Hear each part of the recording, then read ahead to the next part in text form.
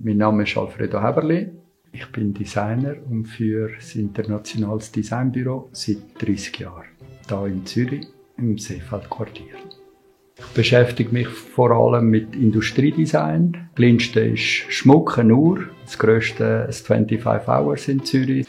Meine Beziehung zu Objekten, die basiert auf meiner Kindheit. Ich habe schon meine Spielzeugautos gesammelt. Ich bin ein ziemlich starker Sammler. Aber ich sammle eigentlich aus Neugierde. Ich lerne aus diesen Objekten. Ich sage immer, beobachten ist die schönste Form des Denkens. Das heisst, ich muss schauen, um zu denken. Und aus diesem Grund hat es da in dieser Wunderkammer, in diesem Atelier, hat so viele Objekte und Bücher.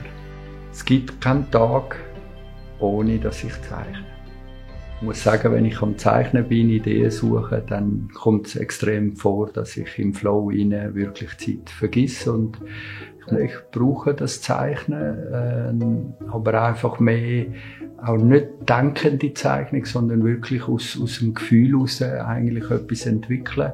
Und nachher gehe ich schon präzise in einen Grundriss rein, in die Architektur rein, was hat der Raum für eine Ausstrahlung auf mich, oder was ist das Thema, das Faszinierende, wie kann ich es vereinfachen, was habe ich überhaupt für eine Idee. Ich sage immer, eine Idee muss ich zwischen 3 und 5 Sätze beschreiben können, sonst ist sie nicht klar.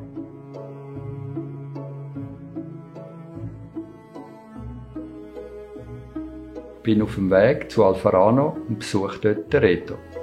Über die vielen Jahre habe ich einen Slogan, der heisst «I only work for people I like».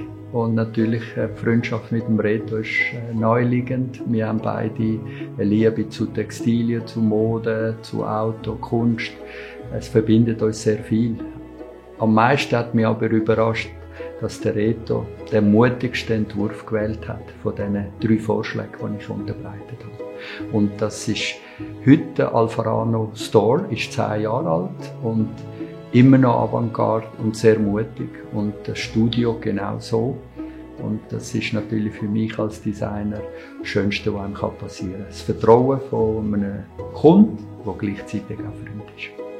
Wenn ich meine Arbeit müsste auf 2 Wörter abbrechen, dann wäre es Präzision und Poesie.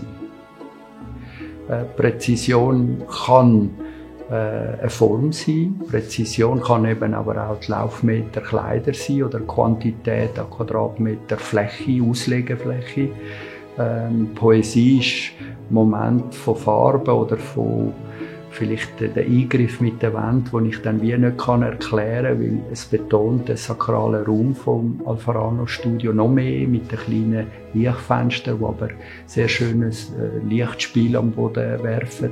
Die Umgebung ist um den Paradeplatz an einer sehr befahrbare Straße, die Altstrasse. Und wenn man dann im Alfarano im Dachstock raufkommt, dann ist es eigentlich eine Insel, ein ruhiger Ort. Und das muss man nicht beschreiben, man muss es spüren, den Raum, und den noch betonen. Und das ist eigentlich nicht der rationelle Moment, das kann innerhalb von Sekunden ist das so etwas spürbar. Man muss einfach wirklich dort sein und vielleicht mehrmals gehen, um das erfassen. Das Sofa Taba für Moroso, das ist auch gerade in der gleichen Zeit entstanden, und das sind 3 endlose Linien auf 3 verschiedene Höhen. Und der Zusammenhang mit den 2 Wänden ist wie so naheliegend, oder es ist wirklich ein Thema, das mich gerade beschäftigt hat, mit möglichst wenig Linien, möglichst viel auszudrücken.